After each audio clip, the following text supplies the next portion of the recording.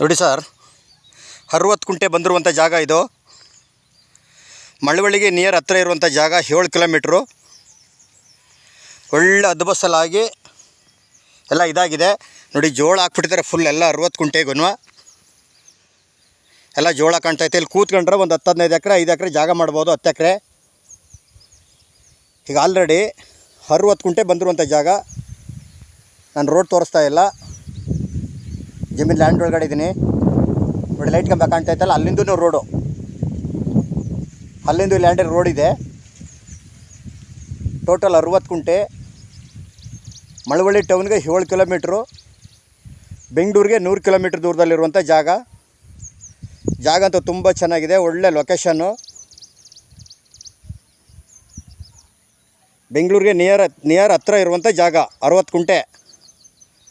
ಇವರು ಕುಂಟೆ 1,65,000 ಹೇಳ್ತಾಯಿದ್ದಾರೆ.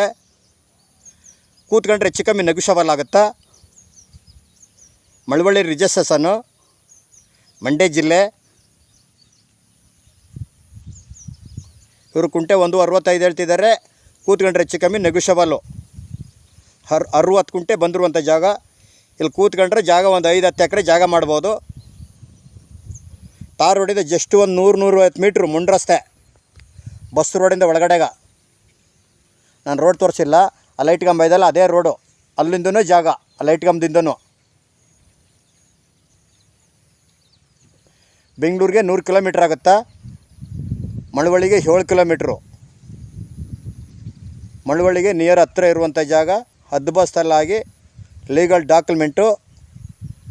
ಯಾರ ತೋಟ ಮಾಡ್ಕಿರೋರ್ಗಂತೂ ಸೂಪರ್ ಜಾಗ. ಬಸ್ ರೋಡು, ಬಸ್ ರೋಡಿಂದ ಕೇವಲ ಬರೀ 100-150 ಮೀಟ್ರು ಮುಂಡ್ರಸ್ತೆ. ಎಲ್ಲ ಹದ್ಬಸ್ತಲ್ಲಿ ಆಗೋಗಿದೆ. ಡೈರೆಕ್ಟ್ ರಿಜಿಸ್ಟ್ರೇಷನ್ಗಿದೆ, ಲೀಗಲ್ ಡಾಕ್ಯುಮೆಂಟು. ತೋಟ ಮಾಡ್ಕೊ ಆರಾಮಾಗಿರುವಂಥವ್ರು ಮನೆ ಕಟ್ಟಿಗೆ ಆರಾಮಾಗಿರ್ಬೋದು. ಟೌನ್ಗೆ ಹತ್ತಿರ ಇದೆ. ಲೈಟ್ ಕಂಬದಿಂದ ದಾರಿ ಉಂಟು, ಅದೇ ರೋಡು. ಪಕ್ಕದಲ್ಲೆಲ್ಲ ಬೆಂಗಳೂರು ತೋಟ ಇದೆ ನೋಡಿ, ಅಲ್ಲೆಲ್ಲ ತಿಂಕಾಣ್ತಿರೋದಲ್ಲೂ.